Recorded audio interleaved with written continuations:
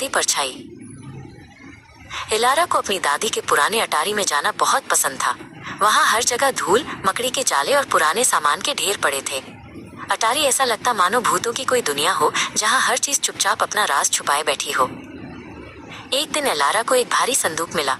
उसने जाल हटाकर ढक्कन खोला तो अंदर से अजीब सी ठंडी हवा निकली। उस संदूक के सबसे नीचे एक छोटा लकड़ी का पुतला रखा था, जिसकी बड़ी बड़ी आंखें बिना झपके सीधी उसकी ओर देख रही थी। पुतले के चेहरे पर एक टेढ़ी मुस्कान थी। पेंट उखड़ा हुआ था, पर होठों की मुस्कुराहट इतनी ताजा लग रही थी जैसे अभी किसी ने बनाई हो। एलारा ने धीरे से कहा, तुम कितने अजीब हो, और उसे हाथ में उठा लिया।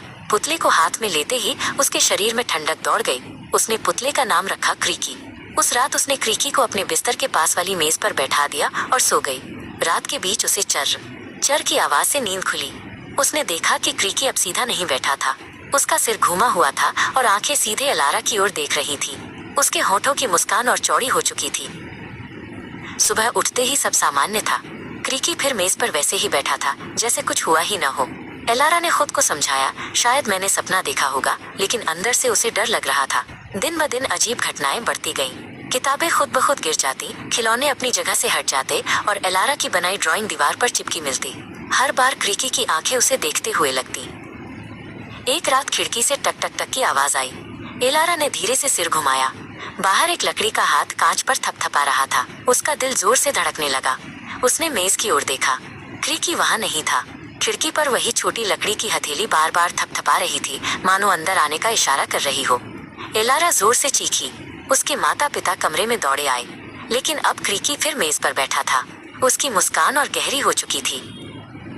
डरी हुई एलारा ने अगले दिन पुतले को अटारी में फेंक दिया। उसने सोचा, अब सब खत्म हो जाएगा, लेकिन रात में उसने साफ आवाज सुनी, मैं देख रहा हूँ। सुबह खिड़की पर धुंधले हाथों के निशान थे, लकड़ी जैसे उंगलियों के। ऐसा लग रहा था जैसे पूरी रात कोई अंदर झांक रहा हो। रात को दरवाजा चरमराने लगा। टक टक टक। लकड़ी के पैरों जैसी आहट पास आती गई। एलारा कंबल में छिप गई, पर आवाज और पास आती रही। जब उसने धीरे से देखा तो कमरे के कोने में दो चमकती आंखें दिखाई दी। लाइट ऑन करते ही वहां सिर्फ क्रीकी बैठा था, लेकिन उसकी आंखें जैसे झपक रही हों। अब हर रात नया डर। कभी आईने में मुस्कुराता चेहरा दिखता, कभी बिस्तर के नीचे से लकड़ी की हंसी गूंजती। एलारा को एहसास हो गया कि ये पुतला इंसान नहीं, कुछ और ही है। एक रात उसने सपना देखा कि क्रीकी उसके पास आकर बोला, अगर तू मुझे छोड़ देगी, मैं तुझे कभी छोड़ूंगा नहीं। वो चीखते हुए उठी और देखा कि पुतले के हाथ पर उसका नाम उकेरा हुआ था, एलारा। उसके रोंगटे खड़े हो गए। डरी हुई एलारा ने पुतले को जलाने की कोशिश की, लेकिन आग लगते ही लकड़ी जलने की बजाय और काली हो गई। कमरे में धुआं फैल गया और अजीब परछाइयां बनने लगी। धुएं में इंसानों जैसे चेहरे दिखने लगे। सबके होठों पर वही डरावनी मुस्कान थी। वो सब एलारा की ओर बढ़ रहे थे। एलारा कमरे से भागी, लेकिन जब उसने पीछे देखा, क्रीकी उसकी बाह पर बैठा था, ठंडी उंगलियों से कसकर पकड़ते हुए। उसकी दादी ने कांपती आवाज में कहा, ये पुतला श्रापित है, मुस्कुराती परछाई का हिस्सा है। जो इसे छू लेता है, उसकी परछाई मुस्कुराने लगती है। एलारा ने आईने में देखा। उसका असली चेहरा डरा हुआ था, लेकिन उसकी परछाई चौड़ी मुस्कान के साथ उसकी ओर देख रही थी।